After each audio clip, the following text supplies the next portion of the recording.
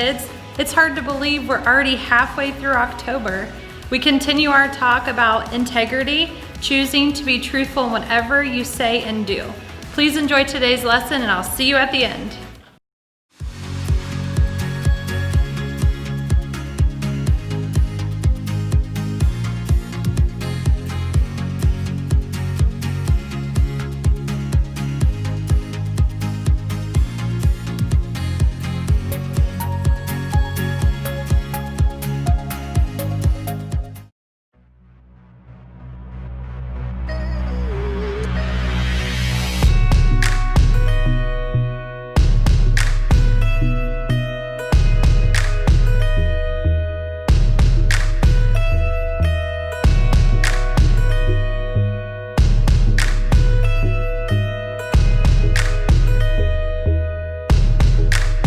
Maybe once in a while you cover up an itty bitty lie with a big fat smile, but an itty bitty lie still lie, and that's not your style.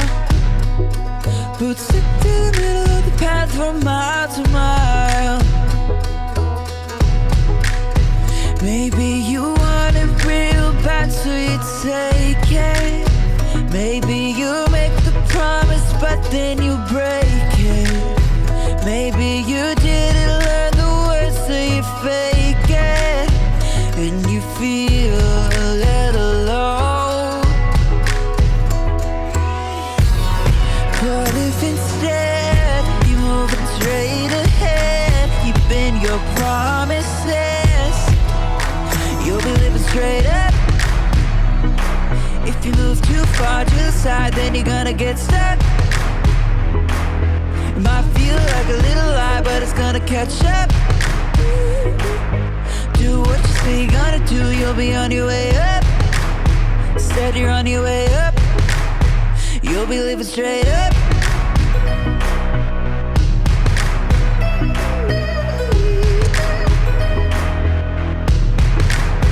Maybe you've got a crew, and you said we're gonna do the good things that good friends do. And everybody's still a good friend who sticks like glue. Cause everybody did what they said and everybody was true. Maybe you wanted it but you didn't take it. Maybe you promised and then you didn't break it. Maybe you learned the words so you didn't fake it. And now everybody knows. But if instead you move straight ahead, keeping your promises, you'll be living straight up. If you move too far to the side, then you're gonna get stuck. It might feel like a little lie, but it's gonna catch up. Do what you say you're gonna do, you'll be on your way up. Instead you're on your way up, you'll be living straight up. If you move too far to the side, then you're gonna get stuck. It might feel like a little lie, but it's gonna catch up. Do what you say you're gonna do, you'll be on your way up. Instead you're on your way up. You can choose to be true, not just to everybody else, but true to you. You can choose to be true, not just to everybody else, but true to you. True to you.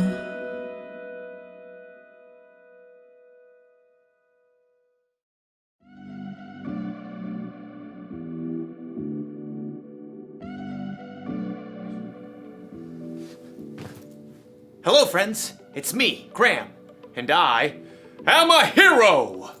Hee-yah! Hee-yah! Hee-yah! Hee-yah! Uh-oh. Well, okay, I'm not a real hero, but I'm pretending to be one. It's fun to be a hero because heroes have integrity. Integrity is choosing to be truthful in whatever you say and do. And heroes, above everything else, are truthful. Of course, it's also fun to pretend to be the villain. Now you will know the power of the bucket. For I, Buckethead, am your second cousin once removed. No, that's impossible! We look nothing alike! Would I lie to you? Yeah, probably. You're right, I probably would.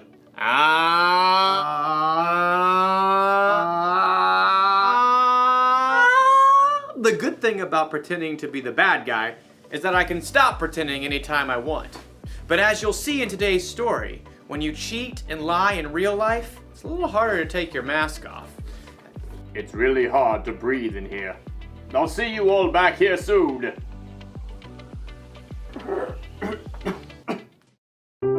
The Bible. It's 66 books of history, stories, letters, and poetry that fit together to form God's one big story. The epic adventure of how He created us and loves us so much that He made a way to rescue us. As we travel through the Bible, from Genesis to Revelation, we discover people who met God and found their lives changed forever.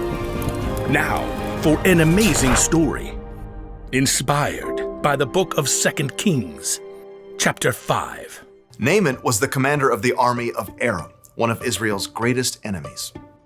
Forward march! Though Naaman was a wealthy man, he had one problem that no doctor could solve. He had a terrible skin disease. Make it go away. Then Naaman heard news of a prophet in Israel, Elisha, who might be able to help. But instead of going straight to Elisha, Naaman took rich gifts to the king of Israel, along with a letter from the king of his own land explaining how important he was. The king of Israel frowned as he read the letter from his enemy, the king of Aram. I am sending my servant Naaman to you with this letter. I want you to heal him of his skin disease. What? No! I'm not God. Your king is trying to pick a fight with me. But I just Not want... this thing, not this thing. La, la, la, la, la. The king of Israel made such a fuss that Elisha heard the news and sent a messenger. It was probably his trusted servant, Gehazi. I'm a good guy. Trust me. Gehazi took Elisha's message to the king. Elisha says tell the man to come to me. Gehazi raced back home to help Elisha prepare for the important visitor. And sure enough, the king of Israel sent Naaman straight to their doorstep. Gehazi peeked out the window. Look how low the chariot is riding. What's in the back? Embroidered robes and bags of something? Gehazi? Hurry up. You gotta look good for this guy. I'll get you your best robe. Nope, You're not wearing the robe? I'm not going out. Not going out? No, you are. My robe? What's wrong with your robe? It's old. It's not even a decent name brand like Melchizedek or Queen Jezebel. Elisha sent his servant out the door with a message for Naaman. Are you the prophet? No. But let me just say that is one excellent chariot. I see you got the golden hubcap. Where's Elisha? He says, go. Wash yourself in the Jordan River 7 times. Then your skin will be healed. You will be pure and clean again. I thought Elisha would come out himself. I know, right? Look, can't he just say some words and wave his hand and, make me better? That's what I was thinking too. And the Jordan River? I mean, it's full of muck and tadpoles and... forget it. Naaman tore off, angry, but his servants convinced him to follow Elisha's instructions. Naaman dipped 7 times in the murky Jordan River, and when he rose from the water on his 7th time, What? his skin was perfectly clean. He was healed. Unbelievable.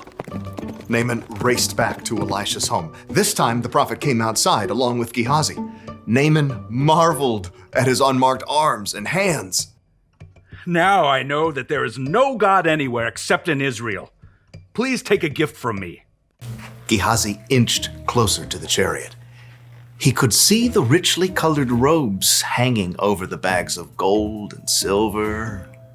Is that a genuine Melchizedek robe? Uh-huh, the real deal. Just have your servants unload around back and I'll... Nope. I serve the Lord. You can be sure that he lives. And you can be just as sure that I won't accept a gift from you. What? Please, I'm begging you. He's begging you, Elisha. But Elisha still refused to take a single coin from Naaman and send him away in peace. Elisha went back inside, leaving Gehazi speechless on the doorstep. What? No. Seriously? Gehazi could still see the dust kicked up by the horse's hooves. Elijah should have taken something. If he didn't want it, he could have just given it to me. With that, Gehazi took off running down the road. His arms pumped and his sandals flapped as he crested the hill and came up alongside the chariot. Naaman pulled it to a halt. Is everything all right? It's fine. My master sent me to say that two young prophets have come to visit. Yeah, that's it. Please give them 75 pounds of silver and 2 sets of clothes. Oh, of course. Take twice as much. Naaman's servants carried the heavy bags of silver and clothing back up the road. But as they approached Elisha's house... Hey, thanks. I got it from here. Straining beneath the weight of his heavy load, Gehazi snuck inside and stashed the clothing and silver in his room. Then he hurried back out and strolled through the front door.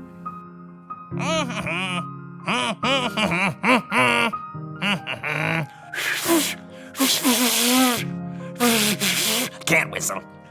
Elisha studied him with sharp eyes. Where have you been? Oh, me? I didn't go anywhere. Didn't my spirit go with you? I know Naaman greeted you. I know you took money and clothes. I was just being nice to the horses, making their load lighter.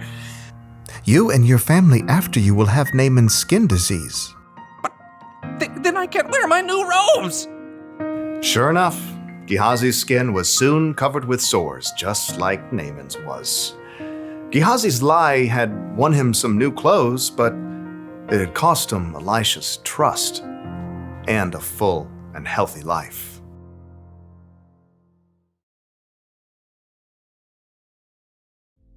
Elisha's servant Gehazi told some lies, didn't he?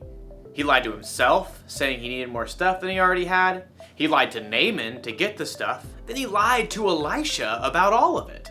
Maybe Gehazi wasn't a bad guy, but would you be able to trust somebody like that? Never! What if someone lied to you? What if they said they were going to keep a secret, but they let it slip out? Or if they said they'd do one thing, but then did something else instead?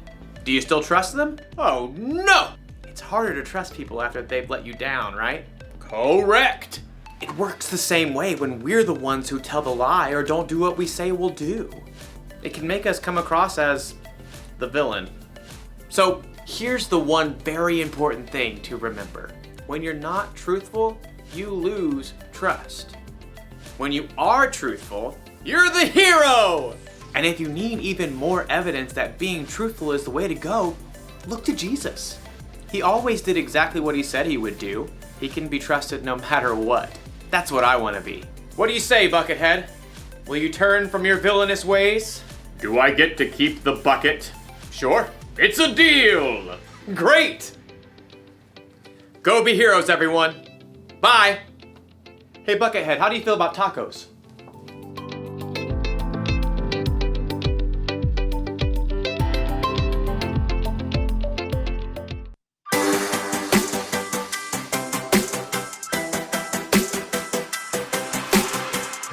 Before the day I took a breath, you had a plan for my every step.